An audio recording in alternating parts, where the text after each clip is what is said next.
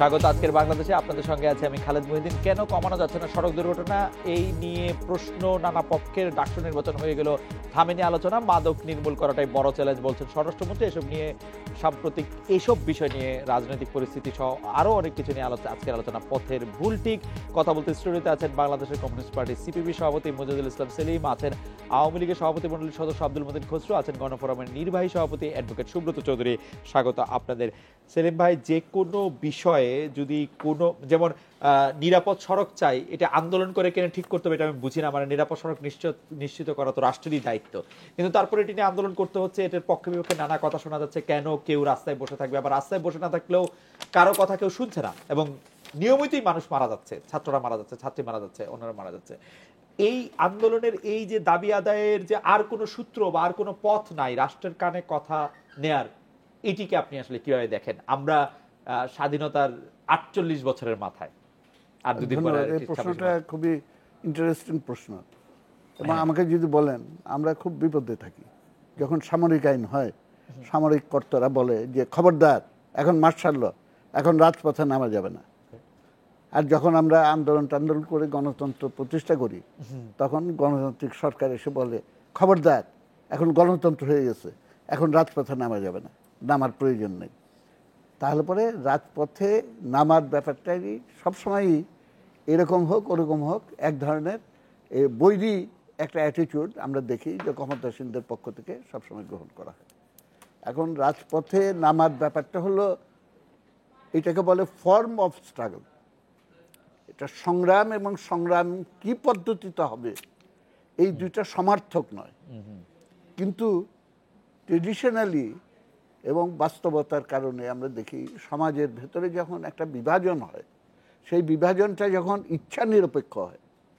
যেমন আমাকে যদি বলেন, পাকিস্তানি আমলে আমরা বলতাম, আমি ইকোনমিক্সের ছাত্র ছিলাম, আমাদের টু ইকোনমি থিওরি, এইটার উপরে প্রচুর আমরা আলোচনা করতাম।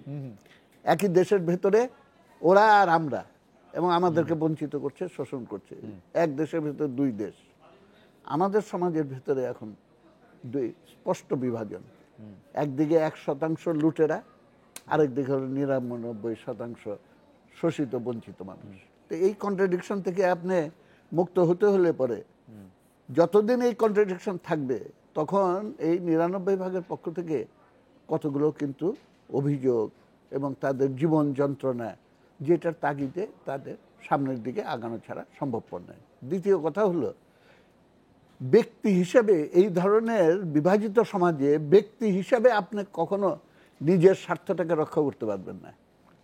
আপনাকে সমষ্টিগতভাবে এটা করতে হবে, এবং সমষ্টিগতভাবে করতে হলে পরে আপনাকে যেই পদ্ধতি আপনার জন্য উন্মুক্ত থাকে, সেই পদ্ধতিগুলো তার অন্যতম এবং আনঅ্যাভয়েডেবল একটা পদ্ধতি হলো রাজপথে ডেমনস্ট্রেশন করা। খেয়াল করলে দেখবেন, এটা খালি বাংলাদেশের ক্ষেত্রে না, সারা দুনিয়া এটা হচ্ছে। ফ্রান্সে কি হচ্ছে এখন? দুর্ভাগ্য যে আমাদের মিডিয়াগুলোতে এগুলো প্রচার করা হচ্ছে না, কিন্তু তোলপাড় হচ্ছে ওখানে। ইয়েলো জ্যাকেট পরে যে আন্দোলনটা চলছে, এটা প্রায় 1.5 মাসের বেশি পার হয়ে গেল, এখনো পর্যন্ত কিন্তু সেটা থামছে না। আমেরিকায় কি হলো? We are the 99%, occupy world street, এই সাম্প্রতিক কালের ঘটনা। এইখান থেকে তো বেরিয়ে আসা যাচ্ছে না। লাস্ট আমি খালি উল্লেখ করতে চাই, অন্যান্য দেশের ক্ষেত্রে যেমন এটা সত্য, আমাদের দেশের ক্ষেত্রে 16.5 আনা সত্য। কেননা অন্য যেই পথে মানুষ তার দাবিগুলো তুলে ধরতে পারে, তার অভিমতটা ব্যক্ত করতে পারে, তার ভেতরে গণতন্ত্র, এবং গণতন্ত্রের অন্যতম উপাদান হলো নির্বাচন। সেই নির্বাচনের ব্যবস্থাটাকে সম্পূর্ণ চুরমার করে দেওয়া হয়েছে, এবং সেইটা নিয়ে আলাদা করে আলোচনা হতে পারে। আমি সেটা নিয়ে একটা ডিবেটে আজকে যেতে যাচ্ছি না, কিন্তু আপনি দেখেন এই যে উপজেলা নির্বাচনগুলো হচ্ছে, সেইখানে উপস্থিতির যে একটা কৌতুকজনক একটা পরিস্থিতি, সেটা দিয়ে দেখা যাচ্ছে যে মানুষ নির্বাচনের উপরে আস্থা হারিয়ে ফেলেছে। এই ব্যাপারে তো কেউ আপত্তি করবে না। এক্স্যাক্টলি। এবং সেইটা যখন এইরকম একটা পরিস্থিতি হয় তখন মানুষের পক্ষে তার নিজের কথাটাকে ব্যক্ত করার জন্য অন্য কোনো পথ তার জন্য কিন্তু খোলা থাকে না। জনাব আব্দুল মতিন খসরু, একই প্রশ্ন আমি করতে চাই আপনার কাছেও, এই বিষয়ে একটু আপনার মন্তব্য আমরা জানতে চাই। যেটা যেমন সড়ক নিরাপত্তাটা আমাদের জাতীয় সমস্যা হয়ে গেছে, এটা বহুমাত্রিক কারণ আছে। আমাদের কতটুকু রাস্তা থাকা প্রয়োজন, কত পার্সেন্ট, আর কতটুকু রাস্তা এখন আছে, আর আপনার ফিটনেসবিহীন যানবাহনের কোনো অভাব নাই। তো এগুলোতে রাস্তাতে কোনোভাবেই চলতে দেওয়া যায় না। এখন মালিক পক্ষ, শ্রমিক পক্ষ অনেক জায়গায় দেখা যায় একটা ঐক্যমত তাদের মধ্যে আছে।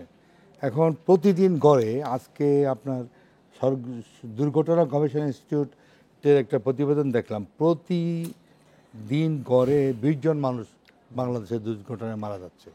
আর এটা একটু আগে সেলিম ভাই বলতেছিল, কাকতালীয়ভাবে অধিকাংশ ছাত্র মারা যাচ্ছে। ছাত্র, আপনার ড্রাইভাররা, কন্ট্রাক্টর এত বেপরোয়া, একটা ছাত্রকে উপর থেকে ঢিল মেরে ফেলে দিচ্ছে, ও জানে কিচ্ছু হবে না, কারণ তারা এত শক্তিশালী, সমগ্র বাংলাদেশ কালকের মধ্যে কলাপস করে দিতে হবে, গাড়ি চলবে না, এরকম পাওয়ারফুল। এখন আইনকে কার্যকর করতে হবে, আইনকে কার্যকর করার সুযোগ দিতে হবে। এটা কাম হোয়াট মে, এটার জন্য সড়ক পরিবহন বলেন, শ্রমিক বলেন, মালিক বলেন, আমরা সম্মিলিতভাবে বহুমাত্রিক প্রয়াস নিতে হবে। আইনের প্রতি আমাদের এই শ্রদ্ধাবোধ থাকতে হবে। প্রতিদিন 20 জন মানুষ মারা যায় কি চারটিখানি কথা?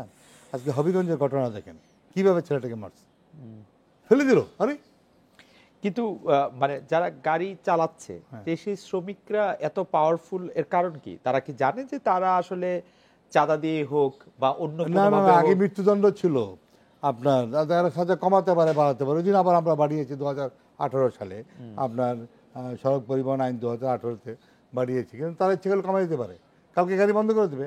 এই জন্য সকলের মধ্যে আইন মানার একটা কমিটমেন্ট, একটা মনোবৃত্তি থাকতে হবে, সকলকে মানাতে হবে। এইটারও কি কারণ যে রাষ্ট্রের আসলে, আপনি থাইল্যান্ডের দিকে দেখেন, থাইল্যান্ডের দিকে দেখেন, রাষ্ট্রের আসলে পুরোপুরি নিয়ন্ত্রণ নাই। রাষ্ট্র যত কথাই বলুক, রাষ্ট্রেরও বিভিন্ন দুর্বলতা আছে বা সরকারের বিভিন্ন দুর্বলতা আছে, যেই জন্য হচ্ছে যে কেউ অন্যায় করেও অন্যায় দাবি। এটা আমাদের সকলে মিলে করতে হবে।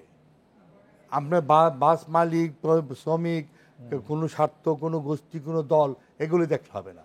আপনি দেখেন এই যে দুর্ঘটনা ঘটছে, কারণ চেহারা থেকে হচ্ছে কোন পার্টি করে না করে, এইটা তো চলতে দেওয়া যায় না। এই জন্য সকলে মিলে সম্মিলিত প্রয়াস প্রয়োজন। কিন্তু চলতে দেওয়া যায় না, কিন্তু ফেক রিমেন্টস এটা চলছে। এইটার জন্য এটাকে আমরা অ্যালাউ করতে পারি না। এই জন্য জাতীয় ঐক্যমত্য প্রয়োজন, এই জন্য একটা কনসেনসাস সৃষ্টি করা প্রয়োজন, এবং ওদের মধ্যে এই যে আপনার অ্যাওয়ারনেস, গণশিক্ষা প্রয়োজন। তোমরা এবার মারতে পারো না। আইনের ক্ষেত্রে বা আইনের প্রয়োগের ক্ষেত্রে আইন তো প্রয়োগ করতে পারছে না। পুলিশ কমিশনার বলছেন কয়জন ড্রাইভারের লাইসেন্স, অধিকাংশ আপনার কন্ট্রাক্টররা গাড়ি চালায়। জনাব আব্দুল মতিন খসরু, আপনি একজন আইন প্রণেতা, আপনি যদি বলেন যে ড্রাইভাররা লাইসেন্স ছাড়া এখানে গাড়ি চালাচ্ছে, মানে এটা একটা মনে হয় না যে এটা? হ্যাঁ, এটা আমাদের কার্যকর হচ্ছে সকল সরকারকে।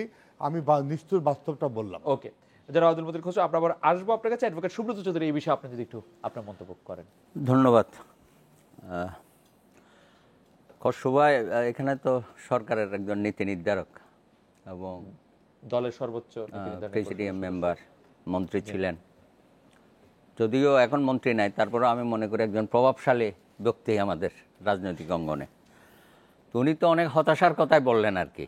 এটা তো ওনার কাছ থেকে ধারাবাহিকভাবে 5 বছর, তারপরে 5 বছর, এখন আরও থাকছেন। এখন যদি এইসব কথা বলা হয়, তো মূল জায়গাটা হচ্ছে দেশে কোনো আইনের শাসন নাই, সুশাসন নাই, জবাবদিহিতা নাই, আইনের নিরপেক্ষ প্রয়োগ নাই। এইখানে আমার দৃষ্টিতে ওনারা এখন আইনকে শাসন করছে, অর্থাৎ আইন যাতে কার্যকর না হয় এবং সকল ক্ষেত্রে যেন অকার্যকর থাকে, এটারই ওনারা শাসন চালাচ্ছে। অপশাসন চলছে, কুশাসন চলছে, শুদ্ধাচার তো নাই, সব মিথ্যাচার, প্রতারণা। এখন এই আবার শুরু হইল না, আবরার নিহত হওয়ার মধ্য দিয়ে মাননীয় প্রধানমন্ত্রী একটা পরিবারকে নিয়ে শোক জানালো, সমবেদনা জানালো সর্বোচ্চ পর্যায়ে। আগেও আমরা দেখেছি এগুলো হয়েছে। এরকম উনি তো বলেছেন যে প্রত্যেক দিন প্রায় 20 জন মারা যায়, তাহলে মাননীয় প্রধানমন্ত্রী বাস্তবটা বললাম পেপার থেকে, না, তাহলে প্রত্যেক দিন প্রধানমন্ত্রী এইসব পরিবারকে ডেকে আনবে গণভবনে? এটা কি কালচার তৈরি করলাম? দুর্ঘটনাহীন দেশ বা সমাজ, আমি সেটা বলছি না। আমি যে এই যে লাশ, মৃত্যুর যে মিছিল, লাশের যে মিছিল হচ্ছে, এটা তো থামতে হবে। Yes. তা এক একটা ঘটনা ঘটবে, তারপরে আমরা এই আমলই হচ্ছে না, হ্যাঁ, ঠিকই হবে। সড়ক পরিবহন এগুলো এটা তো শুধু ছাত্রদের ব্যাপার না, এটা তো সারা জাতির ব্যাপার। আপনি এটাকে সড়ক পরিবহনের দুর্ঘটনা কমাতে হলে আপনি শাহজাহান খানের মতো লোককে দিয়ে একটা কমিটি করে দেয়, এটা তার একটা মানুষের সাথে তামাশা করা। হ্যাঁ, সুতরাং সরকার তো সব কিছুতে জিরো টলারেন্স, হ্যাঁ সব কিছুতে। এখন এখানেও ওনারা জিরো টলারেন্স প্রয়োগ করুক। আপনি বলেছেন যে পুলিশ কমিশনার বলছে আমরা অসহায়, আমরা করতে পারি নাই, পুরো আইন প্রয়োগ তাহলে করা ব্যর্থতার দায় নিয়ে আপনি সরে যান, এখানে যারা এগুলো কার্যকর করতে হয় তাদের আনেন। এখন তো আমরা জানি যে এটা পুলিশের সরকার, কি র্যাব পুলিশের সরকার, এটা তো আওয়ামী লীগের সরকার না। তো এখন ব্যর্থতার দায় নিচ্ছে উনি, সরকার কোনো দায়িত্ব নিচ্ছে না।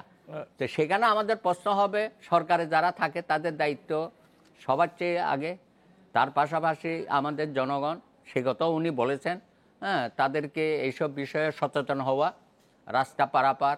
কিন্তু সবচেয়ে বড় কথা হচ্ছে অ্যাডভোকেট আপনি সুব্রত চৌধুরী, আমরা এটা নিয়ে নিশ্চয়ই শুনবো, কিন্তু ওই যে আন্দোলনের যে প্রক্রিয়াটা, যেটা হচ্ছে যে ধরেন রাজপথ। রাজপথ, তো ওই যে ওইটা আমরা সম্পর্কে- স্লোগান শিখেছি দালালি না, রাজপথ রাজপথ রাজপথ। এখন এই রাজপথ ছাড়া তো কোনো কিছু সলিউশন হচ্ছে না। ছাত্ররা নামলে পরে সরকার একটু নেড়ে চড়ে বসে অনেক বক্তব্য দেয়, আমরা অপেক্ষায় থাকি, কিন্তু কোনোটাই তো আমরা একটা পরিসমাপ্তি দেখি না।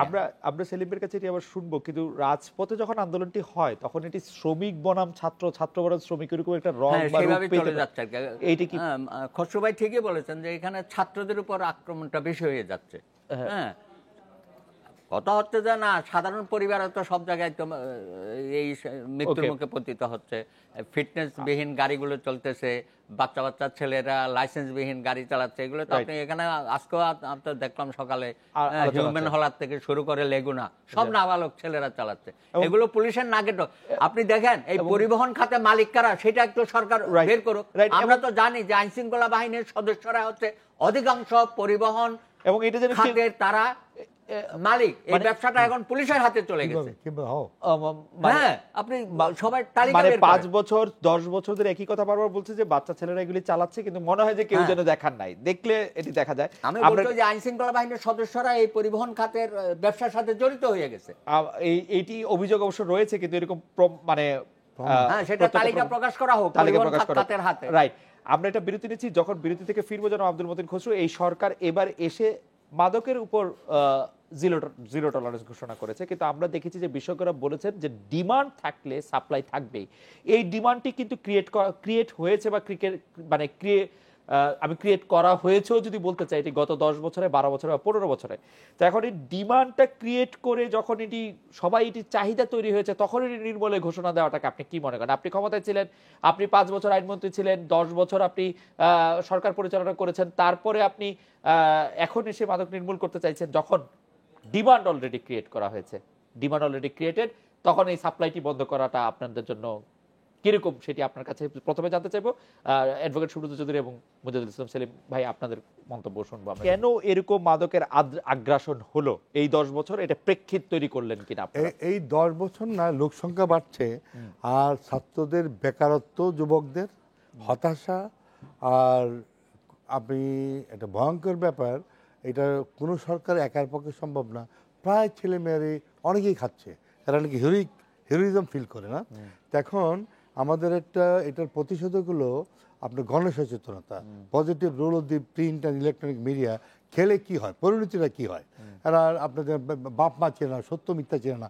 বাপ ওইসে দেখেন, বাপকে খুন করলো, মাকে খুন করলো, তার ব্রেইন কাজ করতেছে না, সত্য মিথ্যা বিভেদ করতে পারছে না, বাপ মা চিনে না। সুতরাং এই পরিণতির কথাটা আমাদের ডক্টরেরা বলেন, আমরা যারা সমাজ সংস্কারক বলে দাবি করে অনেকে, তারা টিভিতে আপনার কি বলে পত্রপত্রিকায় এই কথাগুলো, পাবলিক এডুকেশন অ্যাওয়ারনেস যেটাকে বলে, গণসচেতন সৃষ্টি করার প্রয়োজন। যে পরিণতি তো ভালো হয় না, কারো পরিণতি ভালো না, ক্যান্সারাস রোগ হয় একটা পার্টিকুলার সময়ের পরে, দুরারোগ্য ব্যাধিতে আক্রান্ত হয় এরা। কিন্তু যখন খায় তখন মনে করে আমি কি হন, কিন্তু মানে খাওয়ার এফেক্টটা নিয়ে তো আমরা আসলে কথাই বলতে পারি, কিন্তু যে ক্ষেত্রে ডিমান্ড এবং সাপ্লাই, অনেক টাকা রোজগার করছে, সেগুলি বিক্রি করে আপনার মিয়ানমারের বর্ডার জি এবং ভারতের ত্রিপুরা মেঘালয়ের বর্ডারে এখন নতুন নতুন অনেক ইয়াবা ফ্যাক্টরি হয়েছে। কারণ হিন্টারল্যান্ড হলো বাংলাদেশ, এখানে প্রচন্ড ডিমান্ড। খায় না এমন লোক বলা তো মুশকিল, অনেকেই খায়, অনেকেই খায়, এবং এমন এমন লোক খায় আপনি শুনলে বিশ্বাস করবেন না, রে এরা আবার কিভাবে খায়, এরা সমাজে এত উচ্চ স্তরে আছে।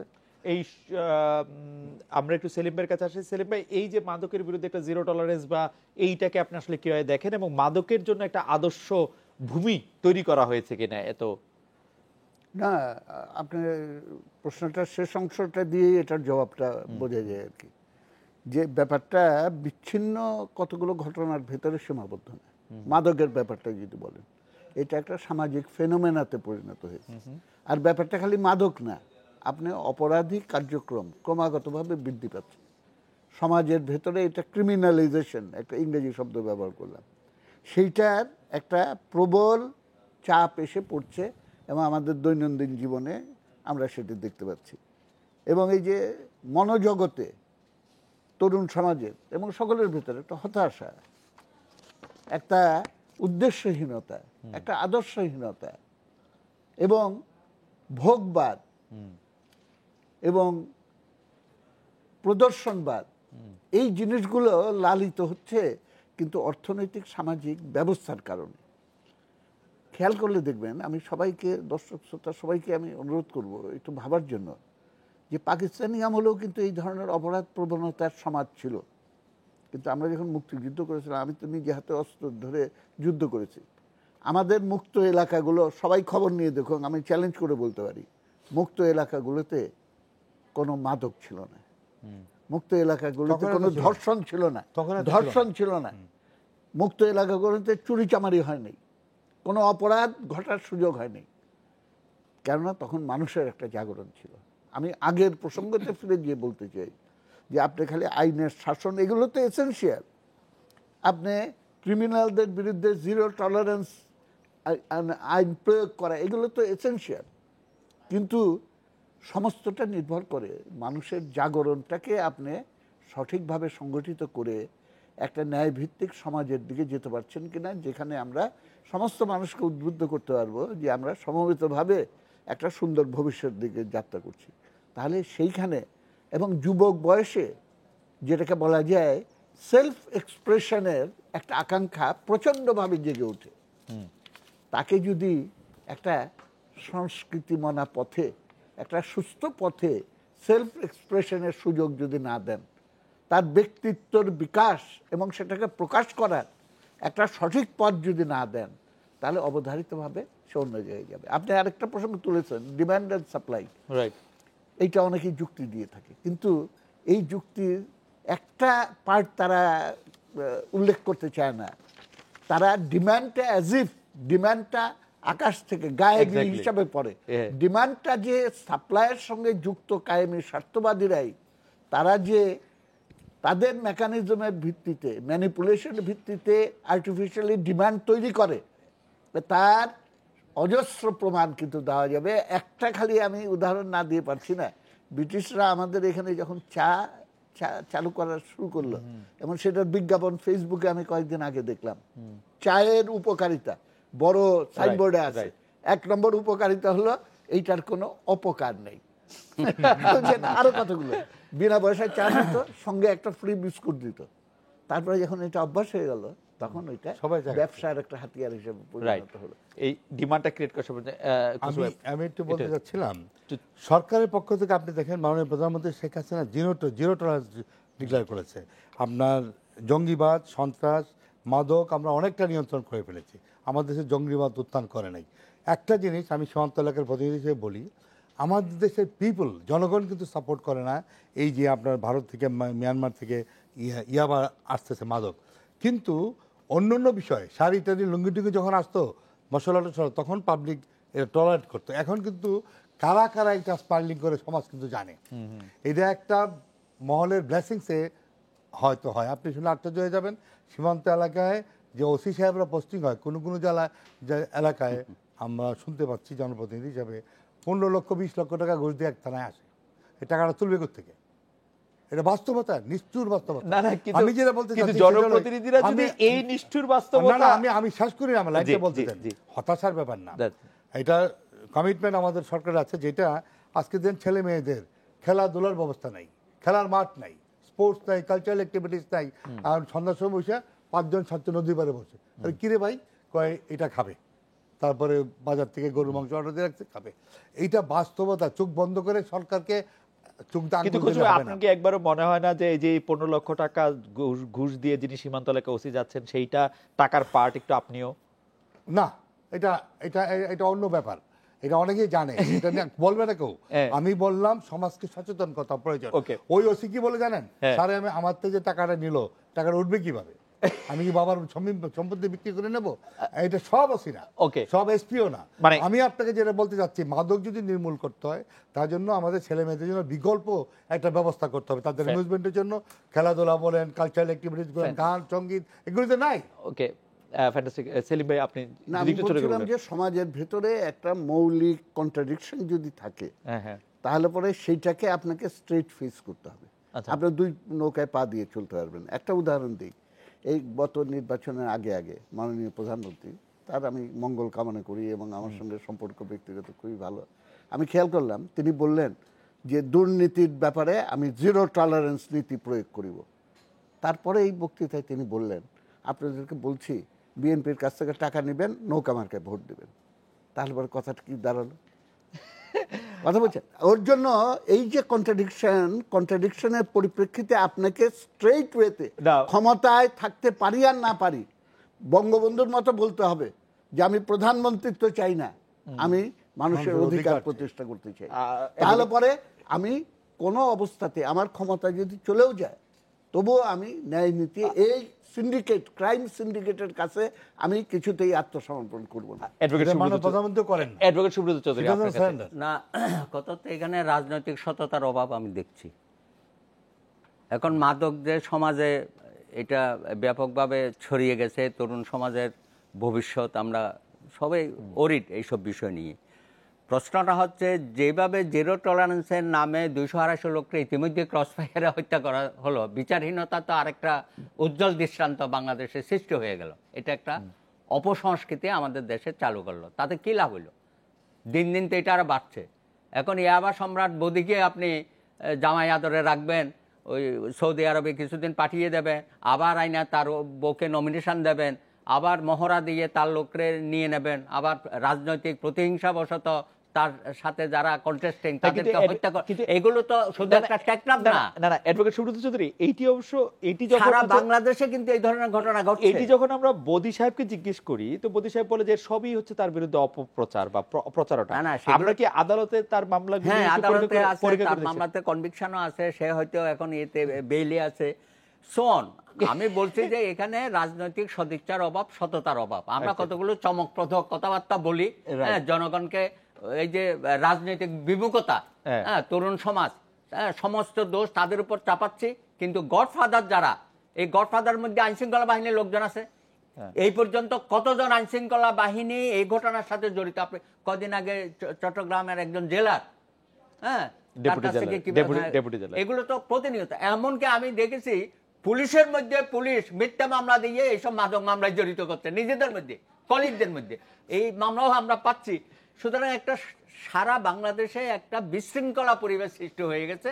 এখান থেকে মুক্ত করতে হলে আমি জানি না তাদের রাজনৈতিক সদিচ্ছা কতটুকুন আছে, তারা আদৌ এখন ভোটারবিহীন নির্বাচন করে যারা ক্ষমতায় থাকে তাদের দ্বারা এগুলো মোটেও সম্ভব কিনা। যত দিন যাচ্ছে শোনেন, সংবিধান আছে, প্রতি 5 বছর পর পরে জাতীয় সংসদ নির্বাচন হবে। আপনারা আসবেন না আপনার বাড়ি থেকে? আমরা 19 মিনিটকে পাইলাম আসলেও তো 30-এর নির্বাচন যদি 29 তারিখে রাতে হয়ে যায়, এখন যেটা শুরু হয়ে গেছে, এগুলো আর থামাইতে পারবে না। একবার যখন শুরু করে দিয়েছেন, অ্যাডভোকেট সুব্রত চৌধুরী, আপনি থাকলে অ্যাডভোকেট ইলেকশন হলে কখনো আপনার সিল মারা যায়। সুব্রত চৌধুরী, জানতে চাইছিলাম যে রাজনীতি প্রসঙ্গটা যেহেতু আসলো, সেই রাজনীতিতে ঐক্য ফ্রন্ট করা সেটি ভুল সিদ্ধান্ত ছিল কিনা? বিএনপির আলোচনায় সেটি ঘুরে ফিরে বারবার আসে যে নির্বাচনে আসাটাও একটা ভুল সিদ্ধান্ত হয়েছে কিনা। ধন্যবাদ। আসলে 2014 5ই জানুয়ারি আওয়ামী লীগ যে একতরফা নির্বাচনটা করলো, তখন তো গণতন্ত্রকে লাইফ সাপোর্টে পাঠিয়ে দিল। হ্যাঁ, বিনা ভোটে 153 জন। ওনার ওখানে ভোট হয়েছিল কিনা জানি না। হ্যাঁ, অনেক উচ্চ পর্যায়ের লোকজন তো বিনা ভোটে এমপি ছিল। তো যাই হোক, এখন সকলে মিলে চেষ্টা করলাম যে দেশটাকে তো উদ্ধার করা দরকার, গণতন্ত্র, আইনের শাসন, সংবিধান। তো আমরা ডায়লগে গেলাম। ডায়লগে গিয়ে প্রধানমন্ত্রী আমাদের দফাওয়ারি মানল না, কিন্তু 3-4টা কমিটমেন্ট ছিল হ্যাঁ, অংশগ্রহণমূলক একটা নির্বাচন আমরা চাই দেশের মধ্যে, সকলেরই পার্টিসিপেশন। সেলিম ভাইও ডায়লগে গিয়েছিল।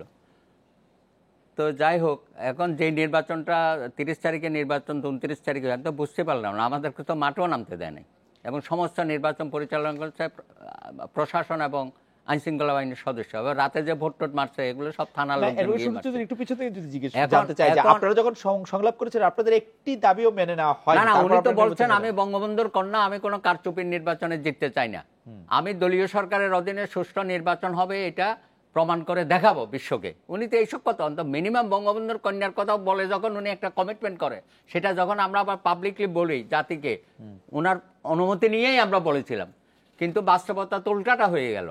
তা এখন তো গণতন্ত্রের ডেড বডির উপর দাঁড়িয়ে ওনারা বসে আছেন ক্ষমতায়, বলছেন যে আমরা 5 বছরের জন্য নির্বাচিত, এবং তার ফল তো আমরা দেখছি বিভিন্ন স্থানীয় সরকারের নির্বাচনে জনগণ তো ভোট থেকে মুখ ফিরিয়ে ফেলেছে। এখন এই যে একটা দেশের বড় ক্ষতি করলো, গণতন্ত্রের ক্ষতি করলো, আইনের শাসনের ক্ষতি করলো, এবং সমস্ত প্রতিষ্ঠানগুলো, আইনশৃঙ্খলা বাহিনী আমাদের দেশের সম্পদ, সেটা প্রায় ধ্বংসের দিকে নিয়ে গেল, প্রশাসনকে রাজনীতিকরণ করলো।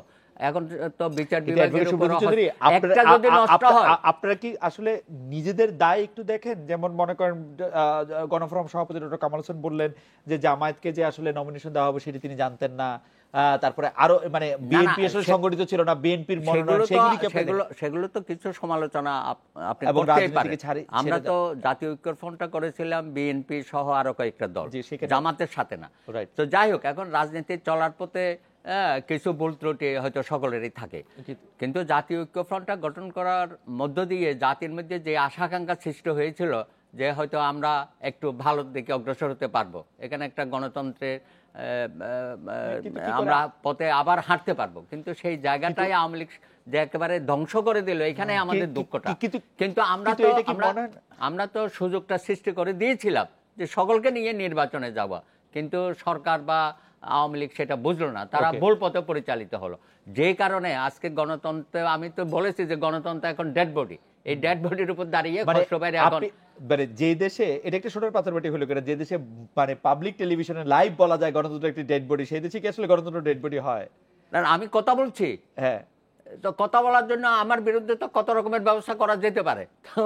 ডিজিটাল আইন থেকে শুরু করে জনাব আব্দুল মতিন খসরু এবং করছে অ্যাডভোকেট সুব্রত চৌধুরী যেগুলি বলেছেন তা সেই ব্যাপারে একটু আপনার মতামত জানতে চাইবো। শুনেন, আমি তো আপনাকে প্রথমেই বললাম আমাদের সংবিধানের 72-এর 3 অনুচ্ছেদ অনুযায়ী প্রতি 5 বছর পর পরে জাতীয় সংসদ নির্বাচন হবে। ওনাদের কি কেউ বাধা দিয়েছিল? যে উনি যে বললেন যে নির্বাচনে অংশগ্রহণ করলে 2014 সালের 5 জানুয়ারি নির্বাচন কেন করলো না? 2018 কেন করলো না? নির্বাচন করেছেন তো উনি 2018-তে তো নির্বাচন করেছেন ওনাদের দলগতভাবে আপনারা যদি সবাই কমিউনিস্ট পার্টিও করেছে, বাম মঞ্চও করেছে, অংশগ্রহণমূলক করলাম তো। আমি প্রশ্নটাই করছিলাম যে এটি আসলে ভুল সিদ্ধান্ত নিয়েছিলেন কিনা তারা, দলীয় সরকার না ভালো করেছে। আমরা 2014 করাতে ছিল, 2018 সঠিক কাজ করেছে, এবং নির্বাচনে অংশগ্রহণ করাই তো উচিত।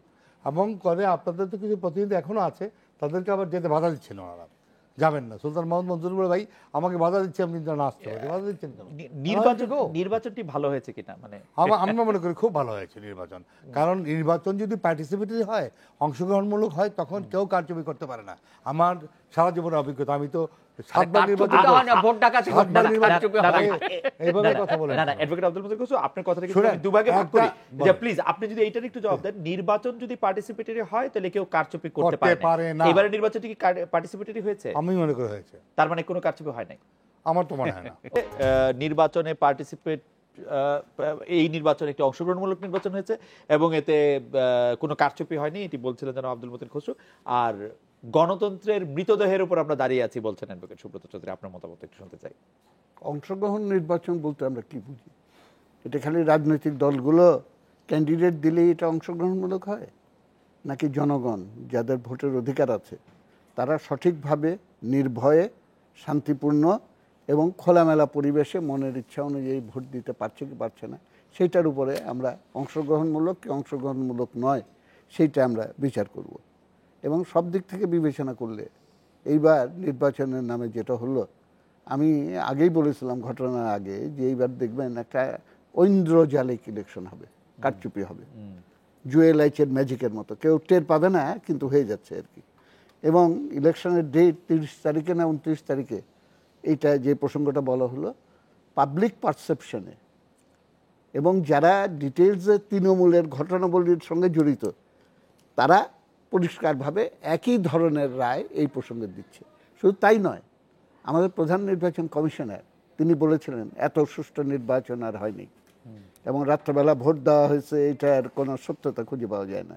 ইদানিংকালে একাধিকবার তিনি কিন্তু বলছেন যে ইভিএম মেশিন চালু করা প্রয়োজন, কারণ তা না হলে পরে এটা ভোট দিতে পারবে না। সুতরাং এই কথা থেকেই কিন্তু এটা বোঝা যায়, লজিক্যালি বোঝা যায় যে এইটা ঘটনাটা কি হয়েছে। বড় যে প্রমাণ দেখাও, প্রমাণ দেখানোর জন্য তো আমরা একটা গণশুনানি করলাম সকাল থেকে সন্ধ্যা পর্যন্ত, সন্ধ্যা পার হয়ে গেল, এবং প্রত্যেকটা এলাকা সম্পর্কে কংক্রিট ডিটেলস খবরাখবর সেইখানকার যারা প্রার্থী ছিল তারা সারাদিন ধরে এটা দিল। আমরা সেটা কিন্তু ট্রান্সক্রিপশন করে, এটা প্রিন্ট আউট করে আমরা সমস্তটা কিন্তু দেখিয়েছি। তৃতীয়ত হলো এখানে 2 জন আইনজীবী আছে, প্রত্যক্ষ প্রমাণের পাশাপাশি সার্কামস্ট্যান্সিয়াল এভিডেন্স বলেও একটা কথা, সেটা আইনের ভেতরেও কিন্তু ধর্তব্য। সুতরাং এই সবটা মিলিয়ে এটা হয়েছে। কিন্তু সমস্যাটা আরও গভীরে হলো আমাদের দেশে গণতন্ত্র আজকে পেছনে ছুরিকাঘাত হয়েছে, নট বিকজ অনলি যে এই ইনস্টিটিউশনগুলো নষ্ট হয়েছে। ইনস্টিটিউশনগুলো নষ্ট হয়েছে কেন? কেননা পাওয়ারের সঙ্গে ইকোনমিক ইন্টারেস্ট জড়িত করার ফলে, এবং আমি সরাসরি আঙুল দিয়ে বলতে চাই যে তথাকথিত বাজার অর্থনীতির যে দর্শন, সেটা সব কিছুকেই পণ্যায়ন করে ফেলে, কমোডিটিফিকেশন করে ফেলে। ওর জন্য নমিনেশন বাণিজ্য থেকে শুরু করে অ্যাপয়েন্টমেন্ট বাণিজ্য, বদলি বাণিজ্য, সমস্ত জায়গায় দেখবেন এই ব্যাপারটা কিন্তু আমাদের সমস্ত সমাজকে এবং রাজনীতিকেও কিন্তু আচ্ছন্ন করে ফেলেছে। কথায় বলে যে বাঘের পিঠে চড়া গেলেও বাঘের পিঠ থেকে নামা কিন্তু বিপজ্জনক। এবং কারণ হলো একদিকে ওই পিঠের ভেতরে থাকলে পরে আপনি অর্থ সম্পদ আত্মসাৎ করার সুযোগ পাচ্ছেন, আরেকদিকে হলো নেমে গেলে পরে তখন বিচারের অবস্থা কি হবে। আওয়ামী লীগের জেনারেল সেক্রেটারি একটা কথা বলেছিলেন যে এইবার আমাদের জিততে হবে, তা না হলে কিন্তু গাঠি বোচকা নিয়ে বিদেশে পালাইতে হবে। অন রেকর্ড তিনি এটা বলেছিলেন। এবং এইটা হলো যে জেনারেল সিচুয়েশন, যেটা কম্পেল করছে যে যেন তেন উপায়ে আজকে ক্ষমতাটা ধরে রাখা একান্ত প্রয়োজন, এই জিনিসটার দিকে নিয়ে যাচ্ছে। সমস্যার গোড়াটা হলো এইখানে। অ্যাডভোকেট আব্দুল মতিন খসরু, মানে ভিন্ন মতের ক্ষেত্রে আপনি যদি দেখেন ডাকসু নির্বাচনের ক্ষেত্রে 10 জন শিক্ষক শতপ্রণোদিত হয়ে আসলে ডাকসু নির্বাচনটা দেখেছিলেন এবং তারা তাদের মতো একটা মন্তব্য করেছেন, আমাদের সাথে কথা বলেছেন, তারা মন্তব্য নানাভাবে করেছেন। সেই মন্তব্য করার সাথে ঢাকা বিশ্ববিদ্যালয়ের প্রবেশ কমিটির সভা শেষে তাদেরকে বলেছেন যে তাদের বিরুদ্ধে ব্যবস্থা নেওয়ার জন্য উপাচার্যের কাছে আবেদন করা হলো, অথচ 73-এর আইন অনুযায়ী তারা নিজেদের প্রক্টোরিয়াল ক্ষমতা ব্যবহার করতে পারেন। এর দিকে আপনার কাছে মনে হয় না যে কোনো ভিন্ন মত নেয়ার ব্যাপারে এই সরকার বা এই সরকারের সমর্থক যারা আছেন তাদের একটা সাংঘাতিক আপত্তি রয়েছে? তারা বলেছিলেন যে সমস্ত সরকার সমর্থক শিক্ষকরাই নির্বাচন পরিচালনা করেছেন এবং তারা বিভিন্ন অনিয়ম করেছেন, প্রশ্রয় দিয়েছেন। আমি আপনাকে একটা সাদামাটা কথা বলি। আমেরিকাতে এটা হয়েছে, ইংল্যান্ডে হয়েছে অনেক আগে। সেটা হলো, একটা কথা আছে, bad election is good election then no election. একবার না নির্বাচন থেকে খারাপ নির্বাচন একটা ভালো নির্বাচন। আমাদের 28 বছর ডাকসুতে নির্বাচন নাই। এখন যে নির্বাচনটা হয়েছে ত্রুটিপূর্ণ হতে পারে, অনেক অবজেকশনও থাকতে পারে, তারপর একটা নির্বাচন হয়েছে। আগামী বছর আবার এরকম হবে না। Let us start. 28 বছর যে ছেলেটার বয়স তো ডাকসুতে নির্বাচন চোখে দেখে নাই। এখন তো একটা প্রতিনিধিত্বমূলক নির্বাচন হয়েছে, কোনো হলে হয়তো আপনার ত্রুটি বিচ্যুত হয়ে থাকতে পারে। জাতীয় সংসদ নির্বাচন একই কথা। আমি ফিল করি ডেমোক্রেসির জন্য একটা strong opposition is a must. তারা যে গেল না, আজকে যদি বিরোধী দল থাকতো, দেখেন আমি যে নির্বাচন করে আসলাম, আমার সাথে যিনি প্রতিনিধি খুব ভালো মানুষ, সিনিয়র মানুষ, 90 আপ বয়স, প্রফেসর ইউনূস, উনি আগে 3 বার আমেরিকা আমলে এমপি ছিলেন। উনি ভোটে দাঁড়িয়েছেন, নিজের ভোটটা নিজে দিতে যান নাই। আরে আমি আমার কর্মীদের বলছি, দেখো ডোন্ট ডিস্টার্ব হিম, ওনাকে ওনাদের পার্টির ভোট দিতে দেবা, যাতে ওনার ফিল করে। উনি ভোটের দিন ভোট দিতে যায় না। এটা কি হলো? আমি বুঝতে পারলাম না যে উনি তো প্রথমে অনেক কাজ করলো। আমাদের সময় আওয়ামী লীগের সময় 73 এমপি ছিল, তারপর জাতীয় পার্টি করেছে, তারপর বিএনপি করেছে। তো এবার উনি আবার বিএনপিতে দাঁড়িয়েছে। উনি কেন যাচ্ছে না? কয় না, ওনার নাকি শরীর অসুস্থ। ওনার একটা মেয়েকে ভোট দিয়ে আসছে, আর কেউ চায় না, ছেলেরা যারা ভোট দিতে। তখন আমরা কি করতে পারি বলেন? যদি পার্টিসিপেটরি ইলেকশন হয়, আমি আবারও বলি, তখন কারচুপি করা সম্ভব হয় কিন্তু না। আপনার আমার এলাকাতে- দলে শোনেন 500 সমর্থন থাকবে, কিন্তু ওনার দলের 500 সমর্থন থাকবে, কারো পক্ষে কি সম্ভব এটা? আপনার এলাকাতেও তো বিএনপি নেতা কর্মীদের বিরুদ্ধে অসংখ্য মামলা দেওয়া না, হয়েছে, আই ক্যান চ্যালেঞ্জ, আমি এটা করি নাই। বিএনপি কখনো বলবে না। তাই হ্যাঁ, বিএনপির বিয়ে সাথে আমাকে দাওয়াত দাও, আমি যাই, তারা তো আমাদের বিয়েতে ওরা আছে। মানে আমি তাহলে আজকে অন এয়ার বললাম, you ask anybody from here, BNP নেতাদের তাহলে টেলিফোন, আপনার- আমি আপনাদের বিএনপি আপনার নেতাদের টেলিফোন constituency- নাম্বার দিচ্ছি। হ্যাঁ। আমার সময় এটা, আমার এলাকা হয় না এটা। আপনার কনস্টিটিউয়েন্সি আমি BNP র কাউকে মিথ্যা মামলা যেতে করি নাই। বাকিগুলি থেকে কেন এত আলাদা আপনার? হ্যাঁ? আপনারটা কেন এত আলাদা? I didn't do it. আমার কি প্রয়োজন? তাহলে আমি তো এমনি নির্বাচনে পাস করবো। আমি যে কাজ করেছি, আমি যে- আমার এলাকার চেহারা পাল্টে দিয়েছি। আমি রিলিজিয়াসলি রাজনীতিটা করি। রিলিজিয়াসলি আপনি হ্যাঁ। রাজনীতি করেন, সেজন্য আপনি আমি আপনি 12 কারো মাস বিরুদ্ধে- মাঠে থাকি, আপনি মানুষের বিয়ে শাদী জানাজা, আপনার মুসলমানি, আপনার রাস্তাঘাট, স্কুল কালভার্ট, স্কুল কলেজ, হাসপাতাল, আমি এগুলি করেছি। আমাকে ভোট দেবে না, কাকে ভোট দেবে? জনগণ কি জানেন? তারা অনেক অনেক দক্ষ বিচারক, তারা জানে কাকে ভোট দিতে হবে। আচ্ছা, কিন্তু আপনি কোনো মামলা হামলা এগুলির না, মধ্যে আপনি নাই। আমার এলাকায় এটা নাই। এই উপজেলা কোনো নির্বাচন- বিএনপির লোক বলতে পারবে না তাকে বা জামাতের লোক আমি মিথ্যা মামলা দিয়েছি। নেভার। সত্য মামলা কি দিয়েছেন? না, জানেন না। আমি কোনো মামলা দিই, রাজনৈতিক মামলা দিই নাই। Okay, এমনি আপনি কোনো অপরাধ করলে মামলা হতে পারে, আপনি কোনো- রাজনৈতিক আমি মিথ্যা মামলা দিই না, Okay. দিই নাই। সম্প্রতি সুপ্রিম কোর্ট বার অ্যাসোসিয়েশনে যে নির্বাচন হলো, অ্যাডভোকেট সুব্রত চৌধুরী, আপনার কাছে একটু জানতে চাইবো, সেইখানে আবার আমরা দেখলাম যে আওয়ামী লীগ সমর্থিত আইনজীবীদের মধ্যে প্রেসিডেন্ট নির্বাচিত হয়েছেন, তারা ইয়েতেও ভালো করেছেন। এই ব্যাপারটি আপনি কিভাবে দেখছেন? সুপ্রিম কোর্ট বার অ্যাসোসিয়েশন নির্বাচনের তো গ্রহণযোগ্যতা নিয়ে আসলে কোনো প্রশ্ন নাই। না, সেটা ঠিকই আছে। তো না, আওয়ামী লীগ তো জিতে, আমরা যখন একসাথে প্যানেল দিয়ে কিন্তু ইলেকশন আমাদের সাথে ছিল তো সারা জীবন। হ্যাঁ, তো না, কিন্তু অনেক বছর ধরে মনে- জিতছিল না, হ্যাঁ। এখন আপনি বলছেন যে তারপরে- সব জায়গায় হচ্ছে আওয়ামী লীগের এগেইনস্টে থাকছে, মানে এইখানে ওইটাতে- হয়েছে কি, হয়তো ক্যান্ডিডেট সিলেক্ট করার ব্যাপারে হয়তো কিছুটা ইয়ে ছিল, কারণ ওই প্রেসিডেন্ট ক্যান্ডিডেট যিনি ওনাদের প্যানেলে আমিনুদ্দিন, তার সাথে আবার তরুণ সমাজের একটা সম্পর্ক। জি। শত শত তরুণ তরুণী তার পক্ষে নেমেছে, কাজ করেছে। আর অন্যদিকে যে প্যানেলে আছে মোহাম্মদ, উনি একটু সিনিয়র মানুষ, উনি মনে করেছে হয়তো এমনি এমনি ভোটটা হয়ে যাবে। সে কারো কাছে ভোটই যায় না। হ্যাঁ, তরুণ তরুণীরা ওইভাবে উনি অ্যাট্রাক্ট করতে পারে না, এটা একটা। কিন্তু ওদের আবার সম্পাদক বিপুল ভোটের জয়লক্ষ্য, কারণ তার সাথে ওই সম্পর্কটা আছে। সুতরাং এখানে একটা ব্যক্তিগত সম্পর্ক, যত না সাংগঠনিক বিষয় আছে আর কি। এবং আর জাতীয় রাজনীতি এই ক্ষেত্রে কোনো প্রভাব নাই, মানে সাধারণত আমরা দেখি যে সুপ্রিম প্রভাব কোর্টের হয় না বারে, এরকম না। সুপ্রিম কোর্টের বারে আসলে মানে যারা সরকার বিরোধী থাকে এটা- তারাই থাকে। এটা করা যেত যদি ওই প্রার্থী সিলেকশনের ব্যাপারে আর একটু সচেতন ভাবে যদি তারা করতে পারতো, তো সেটা তাদের ব্যর্থতা। আর আমার কাছে মনে হয়েছে তারা যেভাবে সংগঠিত হয়ে নেমেছিল, আমাদের যারা সভাপতি নির্বাচিত, অন্যদিকে সেভাবে দেখি নাই আর কি। আমরা শুধু 20 সেকেন্ড একটু জানতে চাইবো অ্যাডভোকেট সুব্রত চৌধুরী, যে গণফোরামের ভবিষ্যৎ রাজনীতি বা ঐক্যফ্রন্টের ভবিষ্যৎ আপনি কেমন দেখেন বা কি দেখেন? না না, ভবিষ্যৎ তো সবই ঠিক আছে। গণফোরাম তো আমরা মাঠে আসে কাজ করছি, সংগঠিত করছি, প্রোগ্রাম দিচ্ছি, হ্যাঁ, অনেক লোক আকৃষ্ট হচ্ছে, সেটা তো দৃশ্যমান হয়েছে আপনাদের কিছুটা। দল থেকে যে একজন সদস্য শপথ নিয়েছেন, সুলতান মোহাম্মদ মনসুর, তার ব্যাপারে কি আপনারা? না, সেটা তো আমরা তো বহিষ্কার দলীয় করেছেন, শৃঙ্খলা, মানে হ্যাঁ, তাকে বহিষ্কার করেছি সেটা। আর আর যে আরেকজন যে আছেন, আরেকজন তো সে আমরা তো এমপি এখনো- হয়েছে, তার প্রতি ইনজাংশন হলো তুমি পার্লামেন্টে যাও না, এটা হয়? কি? আর সে আরেকজন এমপি যে- নির্বাচিত আর হয়েছে, আরেকজন যে জনগণের সিলেক্ট না, না, হলো মোকাবিল। আরে আপনিও তো নির্বাচিত হন নাই, আপনাকে নির্বাচন দেখানো হয়েছে, এটা কোনো কথা? আচ্ছা, আপনি 288 আমি টা, এই কথার 300 আসন নিয়ে যেত। উড্ড করে না না, 300 আসনের জন্য নেওয়ার কথা। পার্টির লোকজনকে জিজ্ঞেস দুই করেন, চারটা পার্টির কেমনে লোকজনকে কেমনে চলে গেছে। যিনি এখনো নমিনেশন নেন, মানে সরি শপথ পড়েন না, অপরাধ commission। হ্যাঁ, আমাদের সিদ্ধান্ত হচ্ছে শপথ না নেওয়া। আপনাদের সিদ্ধান্ত হচ্ছে এখন শপথ না, শপথ। ঐক্যফ্রন্ট- এটা অপরাধমূলক সিদ্ধান্ত। যারা মুজাহিদুল ইসলাম ছিলেন, আপনার কাছ থেকে একটু 20 সেকেন্ড শুনতে চাই যে আমাদের রাজনীতিটা আর সব মানে ভবিষ্যৎটা কি হতে যাচ্ছে বলে আপনি মনে করেন? 2-3 মিনিট। না, এটা নিকট ভবিষ্যৎ আর সুদূর প্রসারী ভবিষ্যৎ। নিকট ভবিষ্যতে আমি দেখতে পাচ্ছি যে সিস্টেমটা যদি এইভাবেই থাকে তাহলে it will be more of the same.